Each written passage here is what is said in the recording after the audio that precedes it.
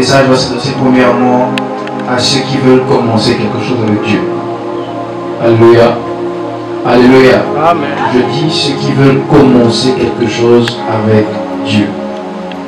Deuxièmement, pour ces personnes qui veulent recommencer quelque chose avec Dieu. Alléluia. Certainement parmi nous, il y a certains qui ont eu à commencer à faire des choses, ça n'a pas marché.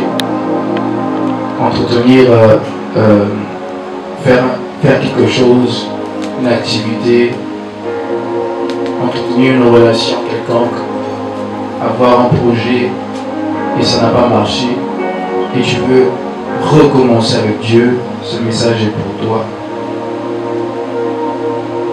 Donc nous sommes dans ces deux types de catégories de personnes. Ces personnes qui veulent commencer quelque chose avec Dieu et ces personnes qui veulent recommencer quelque chose avec Dieu. Alléluia. Alléluia.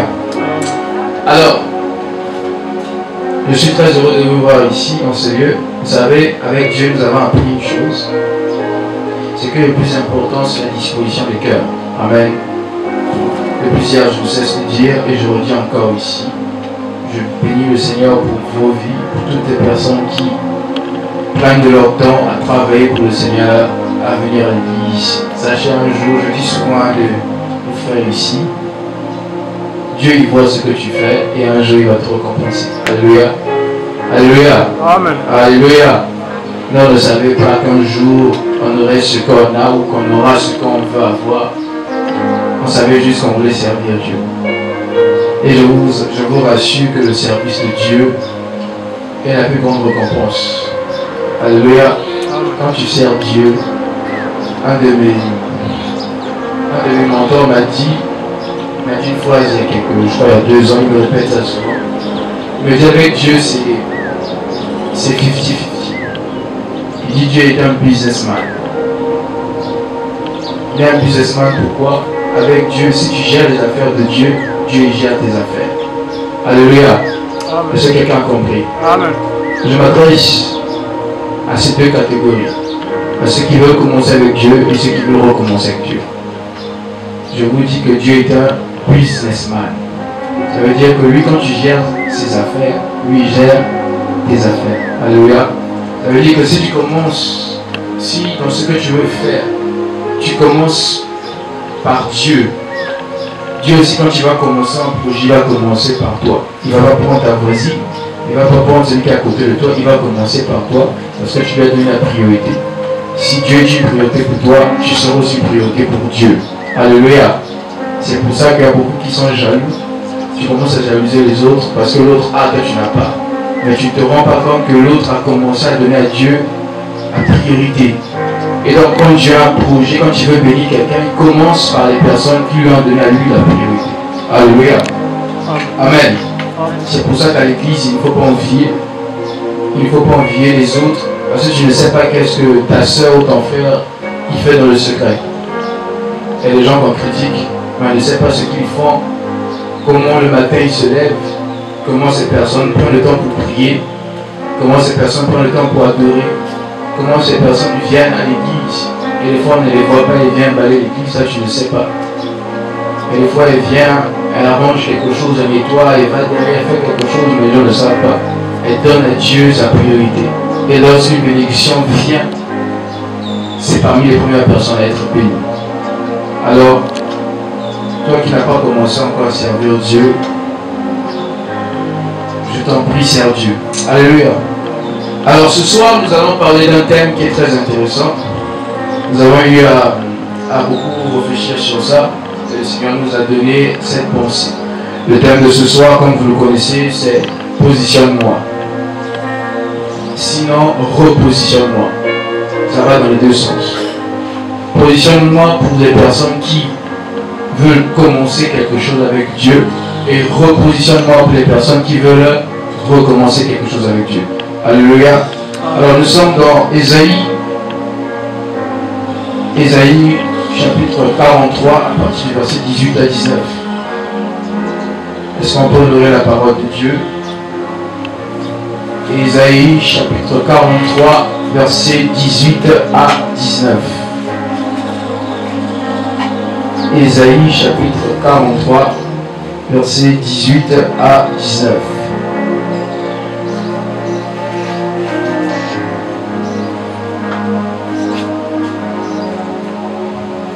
Je lis au nom du Seigneur.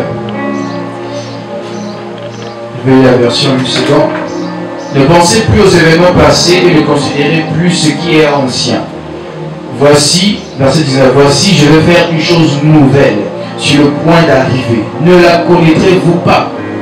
Je mettrai un chemin dans le désert et des fleuves dans la solitude. Je relis. Ne pensez plus aux événements passés et ne considérez plus ce qui est ancien. Est-ce que tu peux dire à ton voisin, ne pense plus aux événements passés? Dis à ton voisin, tu ne sais pas ce que ça peut le faire. Dis à ton voisin, ne pense plus aux événements passés. Dis encore à ton voisin, ne pense plus aux événements passés. Maintenant, change de voisin. Même si tu n'as pas de voisin, regarde celui qui est un peu loin à côté de toi, mais dis, ne pense plus aux événements passés. Bien aimé, tu ne sais pas pourquoi tu dis ça, tu ne sais pas comment la personne va te le prendre ça. Même si tu es offenseur, dis ça à quelqu'un.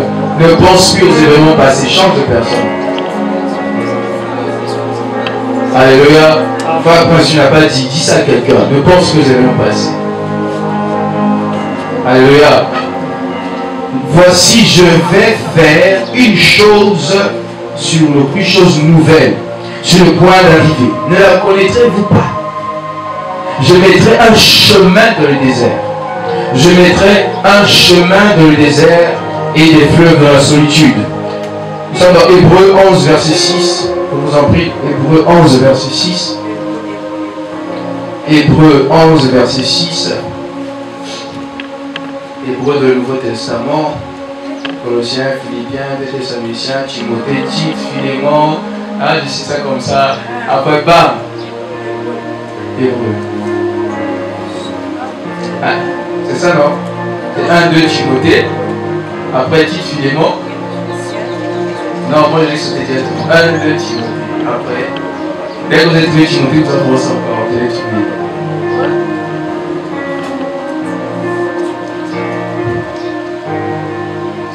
C'est bon, Hébreux 11, verset 6. Est-ce que quelqu'un peut nous aider à lire ce verset?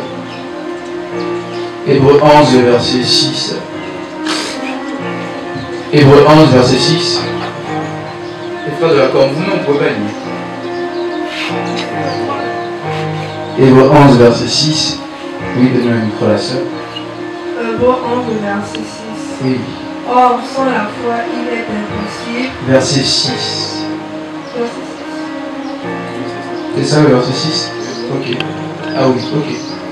Or, sans la foi, il est impossible de lui être agréable. Or, sans la foi, il lui est impossible de lui être agréable. Car il faut que celui qui s'approche de Dieu croit que Dieu existe. Car il faut que celui qui s'approche de Dieu croit que Dieu existe. Oui. Et qu'il est le rémunérateur de ceux qui le cherchent. Et qu'il est le rémunérateur de ceux qui le cherchent. Car celui qui s'approche de Dieu, il doit faire quoi? Il doit croire. Alléluia. Est-ce qu'on peut s'asseoir? Merci.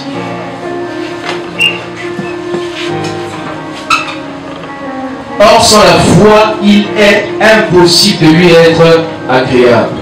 Et puis le verset 5 qui dit, parce que c'est la suite du verset 5, on dit c'est par la foi qu'Enoch fut enlevé pour qu'il ne vit point la mort. Et qu'il ne parut plus parce que Dieu l'avait enlevé. Car avant son enlèvement, il avait reçu le témoignage qui était agréable à Dieu. Et le verset 6 nous dit, or, sans la foi, il est impossible d'être agréable à Dieu. Car il faut que celui qui s'approche de Dieu, il croit que Dieu existe et qu'il est le rémunérateur de ceux qui le cherchent. Alléluia. Alléluia. Amen. Alors, on va juste commencer par définir ce mot. Quand on parle de position, qu'est-ce que ça signifie, la position? J'ai dit, nous allons beaucoup nous écrire ce soir. Donc, prends ton cahier, prends ton stylo et prends ta Bible. Positionne-moi, c'est ça le thème. Alors, quand on parle de position, c'est quoi la position? On va donner 3 définitions. Première définition, la position, c'est la situation. La situation, le lieu, la situation, le lieu où l'on se trouve. La position, c'est la situation, le lieu où l'on se trouve, où l'on est placé. Je répète, la position, c'est une situation, ou c'est le lieu où l'on se trouve, où l'on est placé. Je répète encore, la situation, la position, pardon, c'est la situation, le lieu où l'on se trouve, où l'on est placé. Deuxième définition, la position, c'est un terrain occupé ou choisi par quelqu'un. Lorsqu'on parle de position, c'est un terrain occupé ou choisi par quelqu'un. Alléluia. Alléluia. En termes plus simples, si on demande la position du caméraman, on va dire qu'il est placé devant la chair. Ça, c'est une position. Il est quelque part, il a choisi de se placer là parce qu'il a un objectif. Alléluia. C'est ça qu'on appelle une position. Donc c'est un terrain occupé, un espace, si on veut dire, choisi par quelqu'un. Et troisièmement, quand on parle de position, on parle de la posture d'une personne. La posture d'une personne. La manière dont une chose est posée. La position, c'est la posture d'une personne ou la manière dont une chose est posée. La manière dont une chose est posée. Le verset de base, nous sommes dans Ésaïe 43, verset 18 à 19. Ésaïe 43, verset 18 à 19. Et Hébreux 11, verset 6. Donc la première définition nous ramène à un lieu. On dit que la position, c'est la situation ou le lieu où se trouve quelqu'un, où l'on se trouve. Donc lorsque tu dis je suis à Timbamba avec 2 poteaux, tu donnes ta position à quelqu'un parce que tu es dans un lieu, un espace donné. Alléluia. Alléluia. Ça, c'est ce qu'on appelle la position. Deuxièmement, la position, on dit c'est le terrain occupé ou choisi par quelqu'un. Ça, c'est souvent dans le cadre de l'armée. Alléluia. Pour les soldats, lorsqu'ils vont quelque part, ils vont sur le front, les soldats doivent choisir des positions. Ça veut dire qu'ils doivent choisir des terrains qu'ils vont occuper. Ils vont occuper cet espace. Ça, c'est leur espace. Ça, c'est leur camp, leur campement. Ils ont choisi de se placer ici pour mieux attaquer l'ennemi. C'est ce qu'on appelle la position. Donc, on peut dire qu'ils sont en nord-est par rapport. Ça, c'est la position qu'ils ont occupée pour une stratégie donnée. Et troisièmement, on dit que la position, c'est une posture. C'est la posture d'une personne. C'est-à-dire comment la personne peut être assise, comment la personne peut être placée, c'est ce qu'on appelle la position. C'est souvent les protocoles qui font ça. Dans certaines grandes églises, j'ai vu les protocoles quand une sœur s'assoit mal. Lorsqu'une sœur s'assoit, c'est comme si elle est pour la danse, comme si elle dort. Ou genre, si elle est mal habillée, on voit le protocole qui va dire, sœur, est-ce que tu peux changer ta position? Est-ce que tu peux t'arranger? Parce que la position que tu as, elle n'est pas adaptée à la situation. On voit les gens pendant l'adoration, ils sont en train de dormir. Ils sont dans une position de sommeil. Parce que c'est difficile de dormir éveillé. Finalement, quand on dort, on a une position, on baisse la tête ou on courbe la tête. Ça, c'est ce qu'on appelle aussi la position. Donc, c'est la posture. On dit aussi que c'est la manière dont une chose est placée. Comment quelque chose est placé, c'est la position. Ici, c'est une table. On a placé la table ici, c'est la position de la table. Regarde comme ceci, comme ça. Et en dernière définition, la position, c'est aussi un point de vue. La position, c'est un point de vue. C'est un avis. Alléluia. On peut te demander, bon, c'est une question qui est bête, mais certains n'arrivent pas à répondre. Le soleil se couche où? À l'est ou à l'ouest? Qui peut répondre? Le soleil se couche à l'est ou à l'ouest? Hey. Hey. Hey. À l'ouest. Oh. Le soleil se couche où? À l'est ou à l'ouest? On va demander au long de la com. Les frères de la com, le soleil se couche où? À l'est ou à l'ouest? À l'ouest. Le pianiste. Hey. La foule, à l'est ou à l'ouest? Ah. Il y a un qui a dit Est ici, là. L'autre a dit Est. Vous voyez, là il y a eu ce qu'on appelle deux positions. Il y a une position qui a choisi l'Est, une autre position qui a choisi l'Ouest. Alléluia. C'est un avis que les gens ont donné, c'est un point de vue. Eux, ils pensent que pour eux, leur soleil à eux se lève à l'Est. J'ai dit se lève ou se couche? Se couche, hein. Pour eux, ils pensent que le soleil pour eux se couche à l'Ouest. Ça, c'est vrai, hein. D'autres, pour eux, ça se couche à l'Est. Je ne donnerai pas de réponse, allez chercher. La rentrée a repris, c'est important de commencer à aller chercher, à faire des recherches. Alléluia. Alors, entrons dans le vif du sujet, nous avons pris le verset de Hébreux 11, verset 6. Ce verset est très intéressant. Je bénis le Seigneur pour notre sœur qui est en modération. Lorsqu'elle était en train de conduire l'adoration, elle a dit exactement ce verset. Elle a parlé de croire que Dieu est là, de croire à l'existence de Dieu. Je ne sais pas comment c'est arrivé pendant l'adoration, mais j'étais en train de prier, j'ai entendu ça et dit Seigneur, merci pour la confirmation. Tu peux venir adorer Dieu, tu peux venir dans la présence de Dieu, mais si tu ne crois pas d'abord que Dieu existe, c'est un problème. Alléluia. Alors, en introduction, lorsqu'on parle de existe, qu'est-ce que ça signifie? Pour l'hébreu, lorsqu'il parle de existe, il remplace ce mot en hébreu, la signification c'est est, le verbe être. Donc il dit, le verset 6, il dit en fait, car il faut que celui qui s'approche de Dieu croit que Dieu est. Alléluia. Donc pour l'hébreu, on enlève le mot exister comme le verbe exister, il remplace par le verbe être, parce que pour l'existence c'est l'être, ok, c'est être.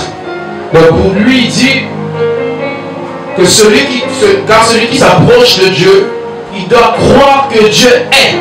Pas que Dieu était, pas que Dieu sera, mais que Dieu, il est. Alléluia. Pourquoi on a du mal souvent à adorer Dieu? C'est parce qu'on ne croit pas que Dieu existe.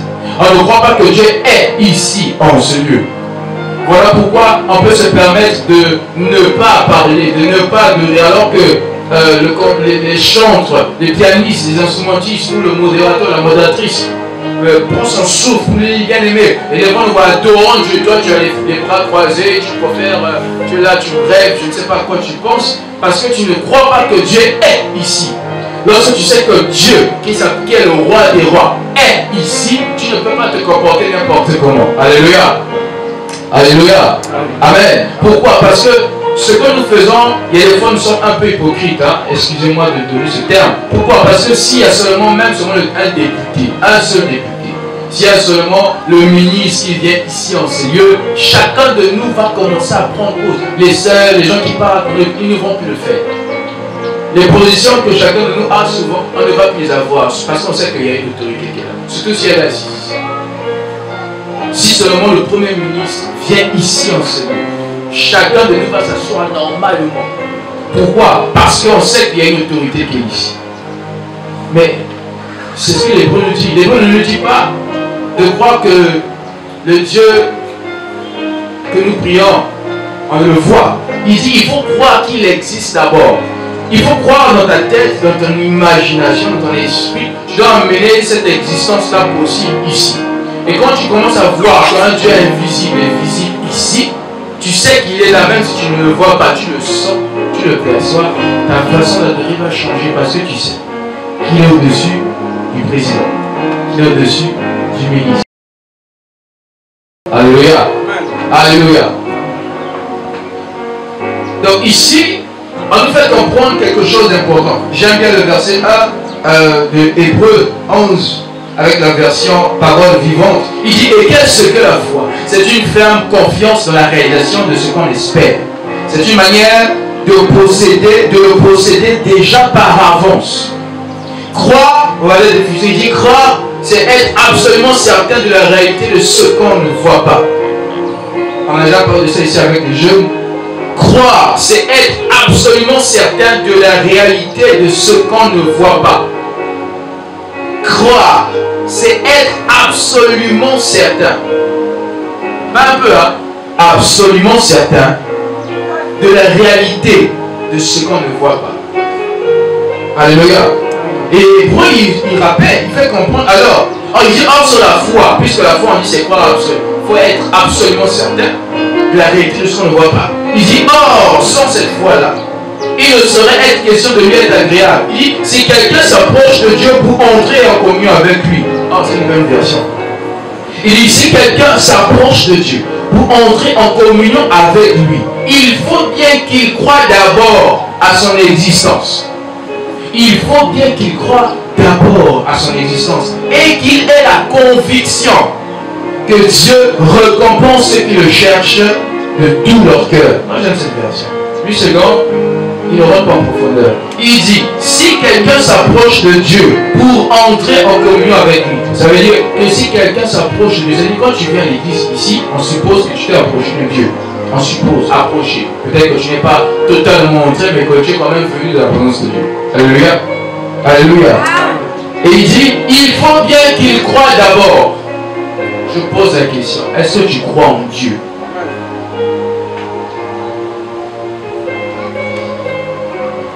Il faut qu'il croie d'abord à son existence. Il faut d'abord qu'il croie qu'il est présent.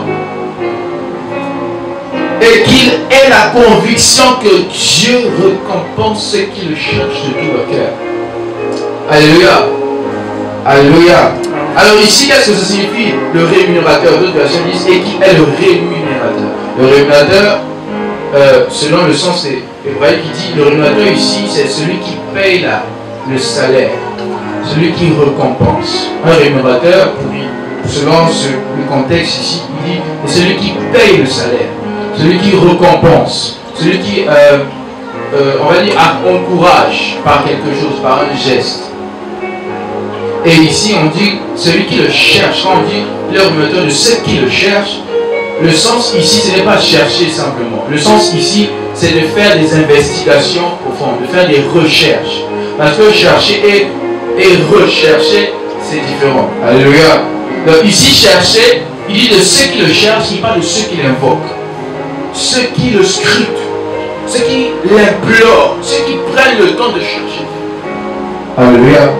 Donc, en reformulation, il dit en fait, car il faut que celui qui vient à Dieu, car il faut que celui qui adore Dieu, car il faut que celui qui vient de la présence de Dieu, croit que Dieu est présent là où il est, et qui est celui qui récompense les personnes qui l'invoquent.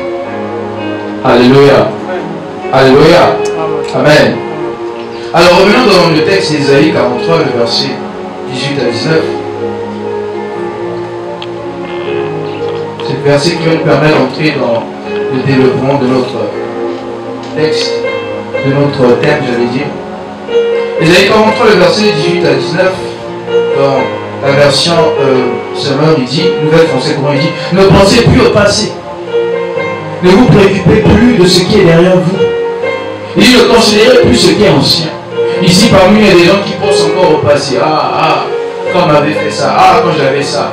Quand papa était là. Quand maman était là. Dans le temps quand je touchais tant. Dans le temps quand j'avais ça. Tu penses encore aux événements que tu as eu à vivre dans le passé. Tu penses encore aux choses que tu as fait dans le passé. Tu penses encore à certaines souffrances que tu as eu à vivre. Moi, on m'a fait ceci. Moi, on m'a pas aimé. Moi, ma mère m'a fait ceci. Mes parents m'ont fait ceci. La famille m'a fait ceci. Il dit ne pensez plus aux événements passés. Alors que je priais pendant que le Seigneur me donne ce thème, il me donne ce verset-là. Quand je rentre, je dis mais je ne comprends pas. Et c'est quand je lis la suite, il dit voici, je vais faire une chose nouvelle. Alléluia. Alléluia. Alors nous commençons à rentrer pour certains. Pour d'autres, nous commençons à rentrer. D'autres, nous recommençons une nouvelle chose. Une ancienne chose que nous voulons refaire. Dans ce processus-là, pour d'autres qui ont déjà eu à reprendre l'école, pour d'autres qui vont bientôt commencer, le Seigneur a une parole prophétique pour chacun de nous. Il dit ne pense plus à ce qui est passé. Ne pense plus aux situations que tu as vécues. Ne pense plus aux problèmes que tu as eus. Ne pense plus à toutes les choses que tu avais dans le passé. Ça, c'est passé. Alléluia. Le passé, c'est ce qui était. Le présent, c'est ce qui est. Et l'avenir, c'est ce qui sera. Donc, ne pense pas au passé. Ne pense pas au futur. Pense d'abord ici, à ce qui est là. Pourquoi? Il te dit maintenant ce qu'il va faire dans le futur. Il dit, voici, je veux faire une chose nouvelle. Sur le point d'arriver. Alléluia. Il dit, ne la connaîtrez-vous pas? Moi, je mettrai un chemin dans le désert. Alléluia. Alléluia. Amen. Alléluia. Bien aimé, je ne sais pas si tu comprends ce que ça signifie. Je mettrai un chemin dans le désert. Dans le désert, il n'y a rien. Alléluia. Il faut baisser un peu la musique. Dans le désert, il n'y a rien. Il n'y a rien. Il y a ce qu'on appelle une étendue de sable. Une étendue de sable. C'est comme, vous voyez le sable de la plage que vous voyez là, à la côte. Imaginez la côte, il n'y a pas d'eau. Imaginez, il n'y a pas d'eau. Donc, le sable que vous voyez qui est grand là, ça va jusqu'à là, il y a l'eau là. Il n'y a pas d'eau, il n'y a que le sable, le sable, le sable, le sable. Et derrière vous, il n'y a pas de maison, il n'y a pas de voiture, il n'y a personne. Il n'y a rien dans le désert. Dans le désert, tu peux marcher, tu poses ton pied. Dès que tu soulèves ton pied, tu regardes derrière, ta trace de pas est disparue. Ici, si on marche le sable, la trace de pas peut rester 1 heure, 2 heures, 3 heures, des heures. Et dans le désert, il y a tellement de chaleur, il y a tellement de sable, que lorsque tu poses ton pied, ça disparaît. Parce qu'il y a trop de sable. Donc c'est quasiment impossible de marcher dans le désert. Mais le Seigneur nous fait comprendre une chose, il dit, moi je mettrai un chemin dans le désert. Je vais tracer. La version il dit, oui, dans le désert, j'ouvrirai un chemin. J'ouvrirai un chemin. Ça veut dire que là où tu penses que Dieu ne peut pas agir, Dieu il va ouvrir un chemin forcé. C'est-à-dire là où tu n'as même pas pensé, là où tu te dis, ça je ne peux pas avoir ça. Dieu il va montrer là où tu penses que tu ne peux pas avoir. Il va ouvrir ça, il va te donner ce que tu ne pensais pas avoir. Alléluia. Alors que tu as refait et refait la même chose, ça a raté. Dieu est capable d'ouvrir un chemin pour te donner la victoire dans ce que tu n'avais pas encore. Alléluia. Alléluia. Je ne parle pas pour tout le monde. Parce que certains vont dire Amen, d'autres ne vont pas dire Amen. Celui qui va prendre, il va prendre. Parce que chacun de nous sait ce qu'il vit. Mais ce que le Seigneur m'a dit, c'est que c'est une parole prophétique pour toutes les personnes qui vont la recevoir. Alléluia. Il dit, je mettrai un chemin dans le désert. Alléluia. Alors, nous allons voir deux histoires qui vont nous aider à bien comprendre ça. Nous sommes dans 1 Chronique 4, les versets 9 à 10. Dans le grand 1, nous allons parler de 5 choses à savoir sur la prière de Jaïbeth. Grand 1, 5 choses à savoir sur la prière de Jaïbeth. 5 choses à savoir sur la prière de Jaïbeth. Nous sommes dans 1 Chronique 4, le verset 9 à 10. 1 Chronique 4, le verset 9 à 10. 1 Chronique, ce n'est pas dans le Nouveau Testament, c'est dans l'Ancien Testament. Juste après le livre de Rois. 1 Chronique 4, verset 9 à 10. Si vous voulez bien connaître la Bible, vous qui cherchez dans l'annuaire, dans les préfaces, là, vous regardez la table de matière, vous cherchez. Allez voir les codimes. Allez demander aux monitrices les codimes. Elles vont donner technique. Les vraies monitrices les codimes. Parce que tout le monde ne connaît pas. Il y a d'autres qui apprennent encore, c'est vrai, mais à l'écodime, on va vous apprendre comment chercher la Bible. Les livres de la Bible, ils connaissent bien. On nous corrige même nous les prédicateurs. 1 Chronique 4, verset 9 à 10. Alléluia. Je lui rends du Seigneur. Jaïbeth était plus considéré que ses frères. Sa mère lui donna le nom de Jaïbeth en disant, c'est parce que je t'ai enfanté avec douleur. Jaïbeth invoqua le Dieu d'Israël en disant, si tu me bénis et que tu étendes mes limites, si ta main est avec moi et si tu me préserves du malheur, en sorte que je ne sois pas dans la souffrance. Et Dieu accorda ce qu'il avait demandé. Alléluia. Alors on parle de position ici. Il se passe quelque chose dans la vie d'un homme. Ici, il y a un homme qui se rend compte de beaucoup de choses dans sa vie. Et il fait une prière. Donc nous avons dit dans le grand 1, nous sommes 5 choses à savoir sur la prière de Jaïbeth. 5 choses. Les gens en définition devront savoir que Jaïbeth signifie douleur, signifie souffrance. Jaïbeth signifie malheur.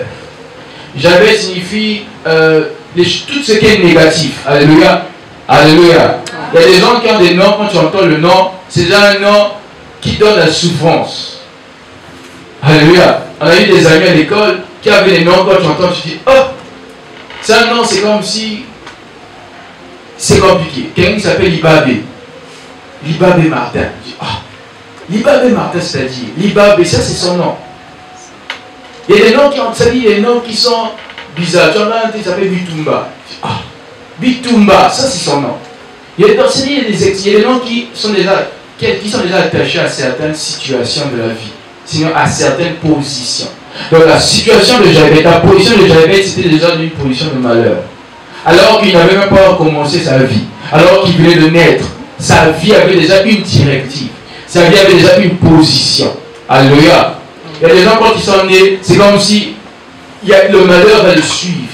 Et il y a d'autres quand ils sont nés, c'est comme si on dit qu'ils sont nés sur une bonne étoile. Il n'a jamais eu à souffrir. Il n'a jamais souffert dans sa vie.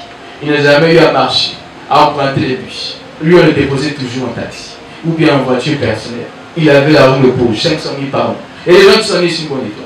Il y a d'autres, c'est comme si lui-même il dit Seigneur, c'est comme si je suis maudit. Tout ce que je fais ne marche pas. Ma vie ne marche pas. Et Jaébet, il avait déjà une vie qui avait une position donnée. La position de Jaébet, c'était la souffrance. Alors, 5 choses à savoir. Premièrement, la première chose à savoir, c'est que Jaébet était plus aimé, plus honoré et plus glorifié que tous les autres frères. Jaébet était plus aimé, il était plus honoré, plus glorifié que tous les autres frères, mais n'était pas béni. Je répète, le premier point, Jaébet était plus aimé, plus honoré et plus glorifié que tous ses frères, que tous les autres frères, mais n'était pas béni. Alléluia. Amen. Alléluia. Amen. Alléluia. Alors il peut y avoir des gens comme ça dans la vie. C'est l'enfant chéri. C'est l'enfant qu'on aime le plus. Mais il est maudit. Alléluia. Ici on nous fait comprendre dans le verset 9. On dit Jaébet était plus considéré que ses frères. Le mot considéré ici dans la racine hébreu, on dit Jaébet avait plus de poids, il avait plus d'honneur, il avait plus d'importance, il avait plus d'affection, on avait plus d'affection pour lui.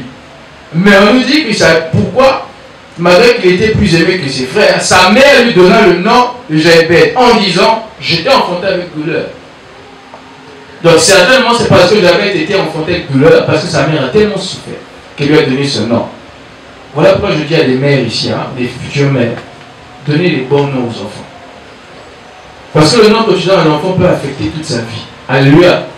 Amen.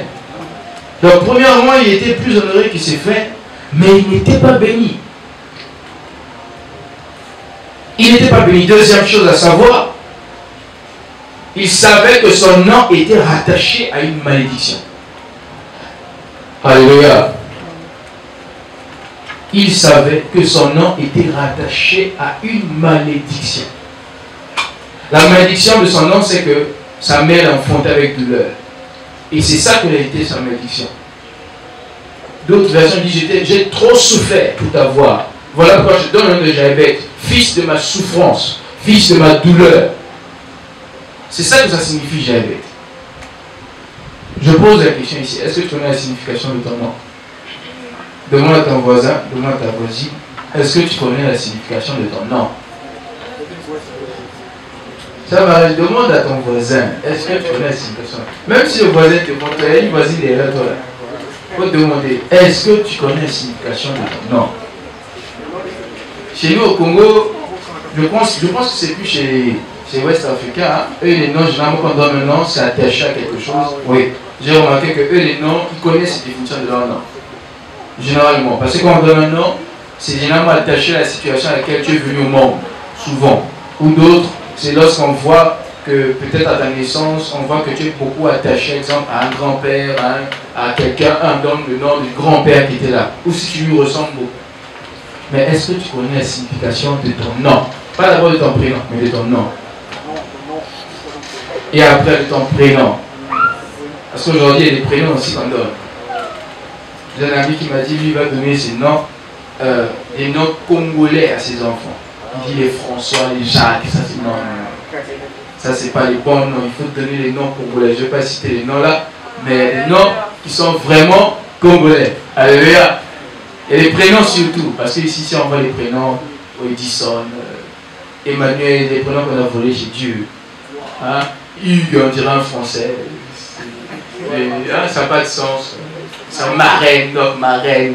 C'est trop français, c'est trop Paula, c'est l'espagnol, Grâce. C'est les prénoms qu'on trouve, mais les prénoms ont des significations, les prénoms ont une origine.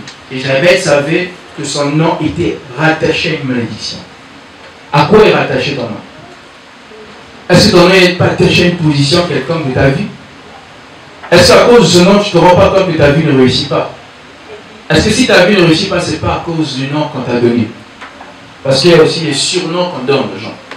Le surnom, c'est comme quelque chose qu'on vient de donner au-dessus de ton nom ou de ton prénom. Et ça peut être attaché à toi. Comme dans le quartier ou dans le secteur, il y a des gens, il y a des surnoms qu'on donne. Hein? Les buts d'affilée, ça c'est les surnoms. Les chicots, c'est les surnoms qu'on donne aux gens. Mais c'est des surnoms qui sont attachés à ce que nous sommes, ce que nous faisons. Et ça peut nous rattraper. Il y a un grand que j'ai connu dans le temps, dans notre école, il s'appelait Yarda 12 balles. C'était compliqué. Il était au cours comme ça. Yarda 12 balles. Il était crème dans toute l'école. Un jour, il s'est battu avec un géant, on appelait ça David et Goliath. Il s'est battu avec un gars qui est... il est même parenté avec le pouvoir, avec madame la première dame. On a dit, tu n'as pas peur. Il dit, moi aujourd'hui, je vais taper le gars. Le gars était court comme le petit là. Et l'autre gars était grand de taille. Même homme, c'est comme le frère Emmanuel. Le frère Emmanuel était grand. Donc on se dit, il y a un gars 12 balles. Il avait peur de rien. Et il avait tabassé le gars correctement. Je l'ai revu 10 ans après, je l'ai appelé. Je l'ai vu dans le quartier. Oh, il y a un 12 balles. Je dis, oh! Le type est ça, petit. Je suis le nommé médecin. Il dit, ah, il y a un 12 balles. Il y a un 12 balles, nommé médecin. C'était compliqué. Il a dit, ça c'était avant. Si tu m'appelles comme ça, le gars me renvoie, il y a un 12, ça c'est quel surnom? Donc il y a des surnoms qui sont attachés à la vie, mais quand on grandit, quand on devient quelqu'un, on doit se détacher de ces surnoms. Alléluia. Le troisième point.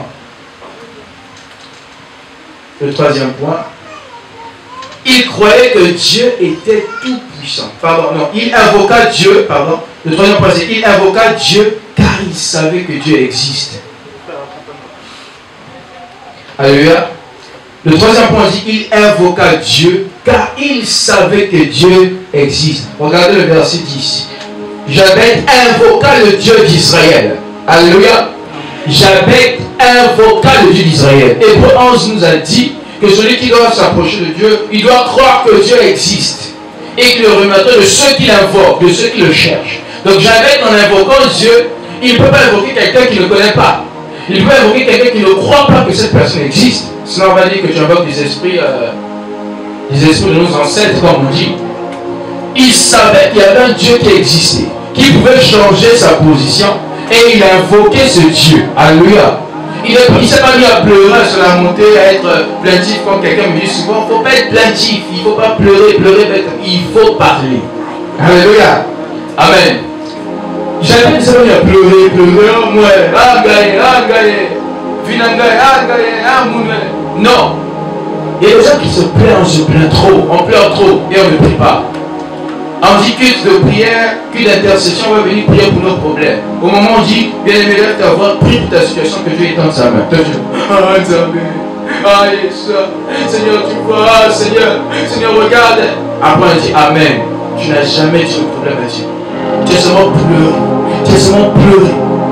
J'appelle seulement pleuré, mon nom est invoquant le Dieu d'Israël. Il n'invoqua pas un Dieu, il invoqua le Dieu de ses pères, le Dieu qu'on lui a montré depuis sa naissance, le Dieu dont il a entendu des exploits, le Dieu qui avait délivré Moïse et le peuple d'Israël devant la mer Rouge. Alléluia. Il s'est souvenu que, tiens, Israël a marché, ils sont arrivés devant la mer Rouge. J'ai entendu mes grands-parents dire que, lorsqu'ils sont retrouvés devant la mer, Le Seigneur a séparé la mer en deux et ils ont marché à sec. Donc le Dieu est capable de séparer la mer en deux. Il est capable de changer ma situation. Alléluia. Il invoqua Dieu car il savait que Dieu existe. Bien aimé, je reviens encore sur ça. La base de la foi, la base du christianisme, la base de notre religion, de notre fondement, c'est la foi.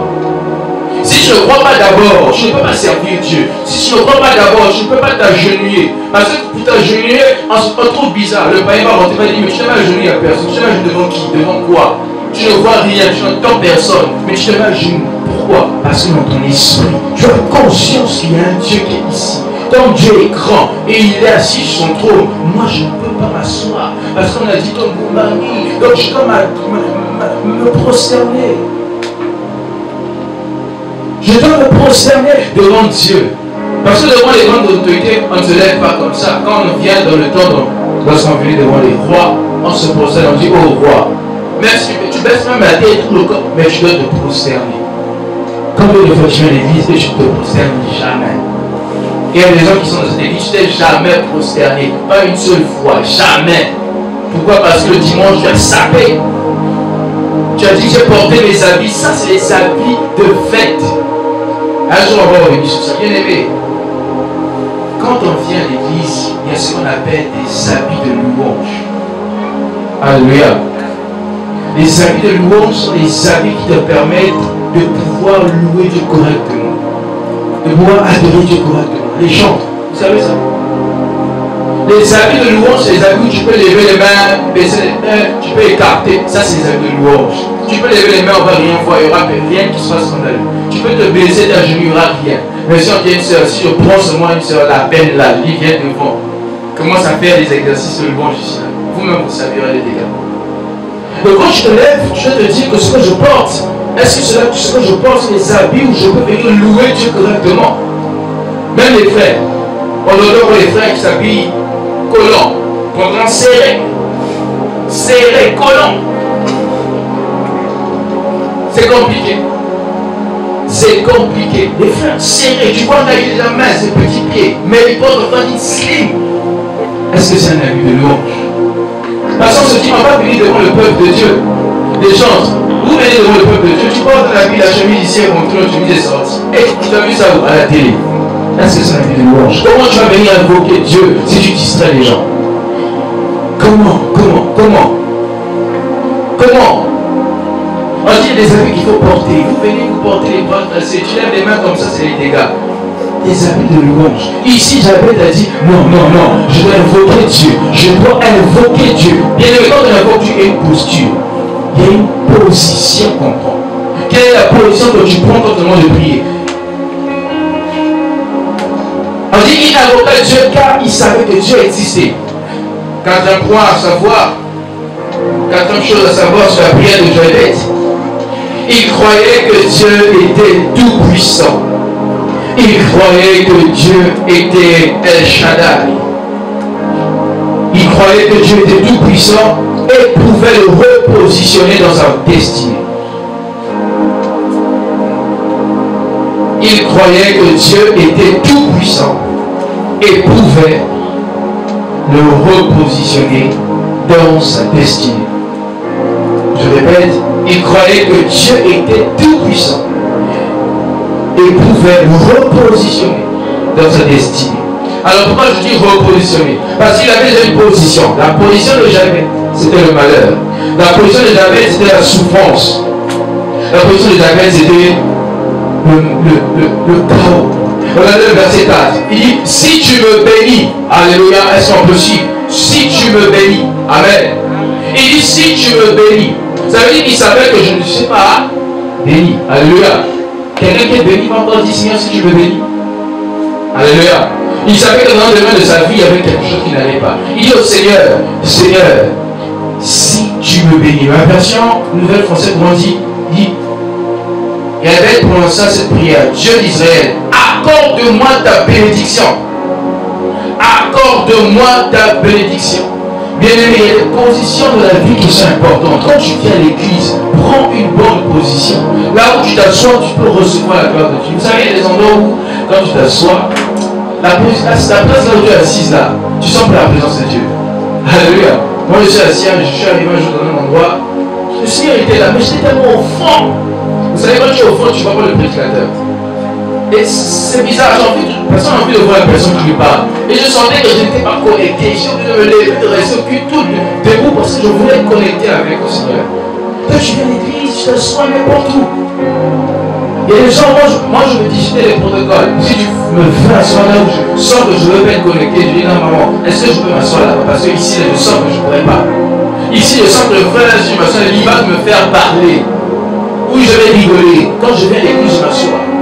À l'église, on avait un clan avec des frères, on s'assise ensemble. Le pasteur me dit, vous allez vous rester ensemble. Éclatez-vous. Et quand t'es grand, on va toujours rester s'asseoir. Après, on s'est rendu compte que quand on reste ensemble, on parle beaucoup. Et on écoute la prédication. J'ai senti que je ne s'en allais pas. Je venais au culte, je n'écrivais pas parce que le temps où je vais écrire, mon frère me fait parler, j'ai commencé à m'asseoir loin. Et quand je vais à l'église, je m'assois au dernier banc où je vais m'asseoir loin. Pour que je sois concentré, focus sur la parole de Dieu. Pour que je sois connecté. Et j'avais la même position. Il croyait que Dieu était tout puissant. Pourquoi il dit, si tu me bénis et que si tu étends les limites. Alléluia. Et puis il dit encore, si ta main est avec moi, donc il fait première prière, il dit, si tu me bénis, il demande à Dieu la bénédiction. Alléluia. Parce qu'il se rend compte que dans sa position, il est maudit. Deuxièmement, il dit, si tu étends les limites. Dans d'autres versions, j'ai vu quand il parle de bénédiction, il dit, si tu me rends fécond. Dans le sens où il n'avait pas d'enfants, pas de famille, il n'avait rien. Il dit, Seigneur, si tu me donnes d'être fécond, d'être productif. Deuxième chose, il dit, si tu étends mes limites, dans le sens où il dit, Seigneur, si mes affaires commencent à prospérer, si mon business commence à marcher, si tu permets à ce que je devienne le premier de la classe, parce que je lis, mais je ne comprends pas, je lis, il y a toujours quelqu'un qui est plus que moi, il y a toujours quelqu'un qui fait mieux que moi.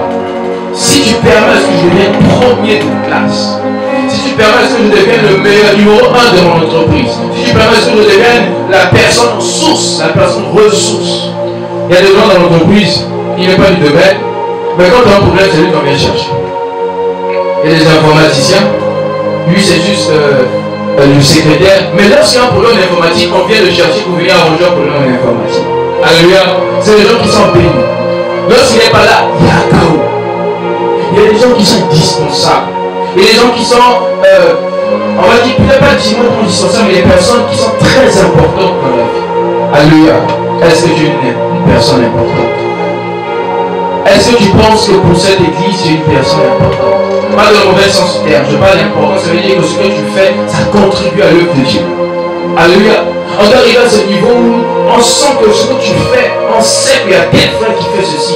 Dieu est béni au travers de cette personne.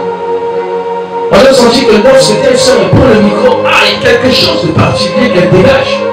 J'avais rendu compte qu'il n'était pas béni dans cette danse qu'il faisait. Ses affaires ne marchaient pas. Et il invoqua Dieu. C'est quelque chose à savoir. C'est quelque chose à savoir. Il savait qu'en cherchant Dieu, il devait finir par le trouver. Il savait qu'en cherchant Dieu, il devait finir par le trouver. Il devait finir par le trouver et changer sa position. Il savait qu'en cherchant Dieu, il devait finir par le trouver et changer sa position. Alléluia. Alléluia. Je m'adresse à tous ceux qui sont à l'école, tous ceux qui sont à l'université. Il arrive des fois où on échoue, il arrive des fois où on rate des choses dans la vie. Et même ceux qui travaillent, il arrive des fois où ça ne marche pas. Au boulot, c'est difficile. Mais je dois savoir qu'en cherchant Dieu, Dieu est capable de changer ta position. Alléluia. Il est capable de changer ta position. Ça veut dire que si tu étais parmi les dernières personnes, Dieu peut t'emmener en premier. Il y a des gens, on l'a vu, ils étaient derniers, ils étaient des... C'est-à-dire des gens qu'on négligé, mais c'est eux à la fin, on a vu qu'ils ont eu à réussir. Alléluia. Et les gens qu'on a sous-estimés au départ, mais aujourd'hui sont devenus ceux qui sont. Alléluia. Même à l'église, ne sous-estimez jamais quelqu'un. Surtout, ne sous-estimez jamais quelqu'un qui a Dieu. Celui qui a Dieu, c'est quelqu'un qui est terrible, bien aimé. Celui qui a Dieu, c'est quelqu'un qui est terriblement terrible. Alléluia. Parce que celui qui a Dieu, tu le vois aujourd'hui. Dans 2 matins, tu peux voir aujourd'hui sa vie en sandales. Dans 2 matins, tu peux le voir sa vie en crocs. Dans 2 matins, tu peux voir qu'il a une voiture. Dans 2 matins, tu peux voir que sa femme réussisse. Parce que tu ne sais pas. Le défaut, c'est que nous, quand on voit quelqu'un réussir, on dit à Sylvie. Il est parti toucher. Alléluia. Tu peux réussir. Même si tu viens d'une famille pauvre, tu peux réussir. J'avais qu'il venait d'une famille où c'était compliqué. Il avait dit qu'il avait des frères, mais on ne suit pas ses frères. Ensuite, on dit qu'il était plus considéré que ses frères. C'est un contraste. Il est considéré, mais il n'est pas béni. Il est considéré, il est aimé par ses parents, mais il n'est pas béni. Bien aimé, la bénédiction, l'amour des parents ne suffit pas. Alléluia. Tes parents peuvent t'aimer, oui. Tes parents peuvent te chuchoter, oui. Mais est-ce que tu es béni? Et des fois, ils te chuchotent parce qu'ils savent que tu es maudit. Oui. Et des parents qui sont tellement bien avec les enfants, parce qu'ils savent que cet enfant-là, si je ne suis pas comme ça, il va mourir. Ou on va lui faire du mal. Il va pas aller de la vie. Et les parents, quand tu vois l'enfant, ils savent qu'il va pas aller de la vie. Et on est bien avec l'enfant en question. On l'aime, mais parce qu'on sait que sa destinée là, c'est compliqué. Alléluia. Alléluia. Mais j'avais la surprise tout le monde. Il dit, si tu me préserves du malheur, en sorte que je ne sois pas dans la souffrance. Et Jean la suite. Et Dieu accorda ce qu'il avait demandé. J'avais à prier, j'avais à demander, j'avais à prier, j'avais à demander. Il a invoqué Dieu. Il a cru que Dieu existe. Et il a vu. Deuxième temps, nous allons voir le cas d'Ézéchias. Nous allons finir. Nous sommes dans 2 Rois chapitre 20. 2 Rois chapitre 20. 2 Rois chapitre 20, le verset 1 au verset 6. 2 Rois chapitre 20, le verset 1 au verset 6.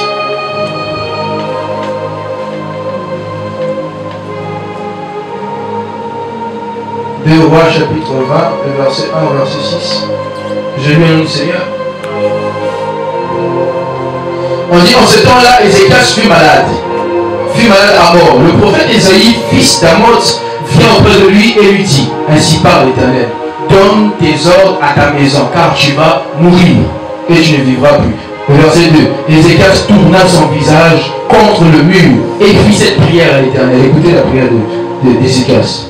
Il dit, ô Éternel, souviens-toi que j'ai marché devant ta face avec fidélité et intégrité de cœur, et j'ai fait ce qui est bien à tes yeux. Et Ézéchias répondit d'abondantes larmes. Ça veut dire qu'il pleura beaucoup.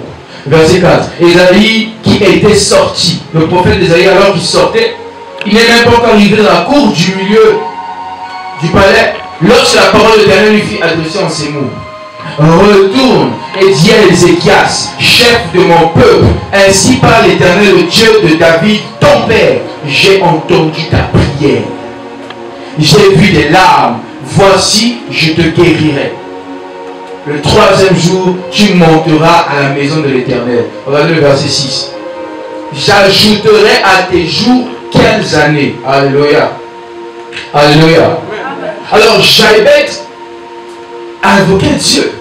Mais Ézéchias, il s'est rendu compte que lui aussi, sa vie avait une sentence. On a dit que tu meurs. C'est fini pour toi. Prépare ton testament, écrit, tu vas mourir. Donc, Ézéchias était revenu de mourir. Mais la Bible nous dit que lorsque Ésaïe sortit de là, Ézéchias n'a pas commencé à pleurer, à se lamenter. La Bible dit qu'il tourna sa face vers l'Éternel. Alléluia. Le verset 2 dit, il tourna son visage contre le mur et fit cette prière à l'Éternel. Donc Ézéchias savait quoi? Que Dieu était disposé à entendre. Pourquoi? Parce qu'il savait que Dieu existe. La Bible nous dit qu'il peut créer, il peut frayer un chemin dans le désert. Ézéchias, alors que sa vie était déjà finie, le chemin était déjà bloqué. Dieu a frayé un chemin. Pourquoi? Parce qu'il a invoqué Dieu. Il a invoqué Dieu pourquoi? Parce qu'il a cru que Dieu existait. Est-ce que tu crois? Bien aimé, on aura beaucoup prêché ici. Est-ce que tu crois que Dieu existe d'abord? Est-ce que tu crois que Dieu existe d'abord? Est-ce que tu vois le nombre que nous sommes? Ou est-ce que tu vois que Dieu est là avec toi? Parce qu'il dit là où 2 ou 3 sont venus, je suis présent. Ne te décourage pas parce que tu ne vois pas certaines situations. Tu dois d'abord croire. Bien aimé, la foi c'est dans le cœur. La foi c'est d'abord dans la tête. Ici c'est dans l'esprit, là, dans ce cœur. Ce n'est pas quelque chose qu'on voit. Non. La foi c'est comme voir cette bouteille. Ne pas voir de l'eau. Mais croire qu'il y a de l'eau dans cette bouteille. Est-ce que vous suivez? Alléluia. La foi, c'est ça. Tu vois la bouteille, tu te dis, mais la bouteille n'est pas remplie. La foi, c'est croire que la bouteille est remplie alors qu'elle n'est pas remplie. Alléluia. Amen. Les autres vont te dire, mais comment tu peux dire qu'elle est remplie? Elle n'est pas remplie, nous tous en foi. Peut-être tu dis, non, vous voyez avec les yeux physiques. Moi, je vois avec les yeux de l'esprit. Je sais qu'elle est l'esprit. Je sais. Ézéchias savait que Dieu était capable de le délivrer. Dieu était capable d'ouvrir un chemin, de lui donner encore 15 années. Peut-être qu'il ne savait pas que Dieu devait donner des années. Il savait peut-être que Dieu pouvait le guérir, ou Dieu pouvait avoir compassion de lui. Il a prié, il a invoqué Dieu. Et il n'a pas seulement invoqué Dieu, la Bible dit qu'il a pleuré en suppliant Dieu. Il n'a pas pleuré en se plaignant, il n'a pas pleuré en tergiversant. Il a pleuré en suppliant Dieu. Sa prière était précise. Il a dit, oh Dieu, souviens-toi de moi. Alléluia. Dernière chose à savoir ici. Il faut savoir une chose. Que Dieu, il sait récompenser. Dieu sait récompenser notre fidélité. Alléluia. Alléluia. Amen. Amen. En tant que prophète d'éternel, je vous dis ici, aujourd'hui, ce soir, que toutes les personnes qui servent de la fidélité, je vous dis la vérité, les années ne vont pas passer, vous allez voir que Dieu va faire quelque chose. Amen. Il y a des gens qui vont témoigner Dieu. Il y a des gens ici qui vont vous dire qu'ils ont eu le boulot, ils n'ont jamais déposé les CV. D'autres ici vont dire, j'ai eu le bac, je n'ai même pas beaucoup lu. D'autres vont vous dire, j'ai commencé à voir certaines choses, je n'ai pas fait beaucoup d'efforts. La grâce de Dieu, pourquoi? Parce que je servais Dieu. Il faut être équilibré dans la vie. Servir Dieu, ce n'est pas venir chanter. Servir Dieu, ce n'est pas venir jouer au piano. Servir Dieu, ce n'est pas venir prêcher. Vous vous rappelez, on a vu ici, c'est quoi servir Dieu? Alléluia. On a parlé de la disposition. On a parlé de la disponibilité. On a dit, il faut être conduit par l'esprit. C'est ça, servir Dieu. On peut servir Dieu au travers de son temps. Même s'il y a des gens qui ne le voient pas le dimanche, ce n'est pas parce qu'il n'est pas là qu'il ne sert pas Dieu. Il sert Dieu quelque part. Alléluia. Alléluia. Amen. Si quelqu'un, si c'est un soldat, si c'est quelqu'un qui est gendarme, ils vont souvent au front. Tu as dit, mais le frère ne vient pas. Mais il est au front. Lui, il va souvent en mission. Mais là-bas, il est en train de servir Dieu à sa manière. Servir Dieu, c'est la disposition du cœur, ici. Et avec son temps, on ne force pas. Positionne-moi, c'est Dieu. Mets-moi dans une situation dans laquelle je peux voir ta gloire. J'arrête à prier pour que je le repositionne de la gloire. Dieu l'a repositionné. La Bible dit Dieu l'a exaucé. Alors qu'il était maudit, alors qu'il n'avait rien. Les choses ne marchaient pas pour lui. Toutes les affaires ne marchaient pas. La Bible dit que Dieu l'a exaucé. Dieu l'a repositionné. Tu vas à l'école, Dieu est capable de repositionner. Tu as fait l'examen, ça a raté. C'est pas grave. Dieu est capable de repositionner. Tu as cherché à gauche, à droite, tu ne trouves pas. Dieu est capable de repositionner. Alléluia. Tu es tombé, tu as péché, c'est pas grave. Dieu est capable de te relever. Il faut que tu acceptes de te relever. Amen. Tu es tombé dans le péché, ok. Tu es tombé dans je ne sais quoi, c'est pas grave. Sache que Dieu est capable de te pardonner et de te relever. Mais il faut que tu crois que Dieu existe. Le Dieu qui était capable de pardonner à Saul alors qu'il tuait les chrétiens, il l'a fait devenir lui le persécuteur, il est devenu prédicateur. Je dois croire que le Dieu qui est capable de changer cette personne est capable aussi de le changer. Alléluia. Alléluia. C'est ça la position. La position, on a dit, c'est un endroit dans lequel on est. Le Seigneur a dit, je ferai un chemin dans le désert. Mais il y a des gens où on a vu leur vie, c'était fini. On a vu que c'était fini. Les gens disent que toi, tu ne peux pas aller loin.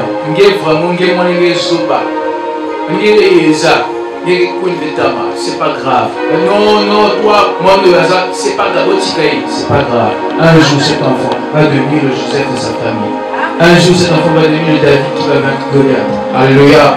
Alléluia. Est-ce qu'on peut acclamer le Seigneur? Est-ce que je peux acclamer le Seigneur en te levant? Est-ce que je peux te lever?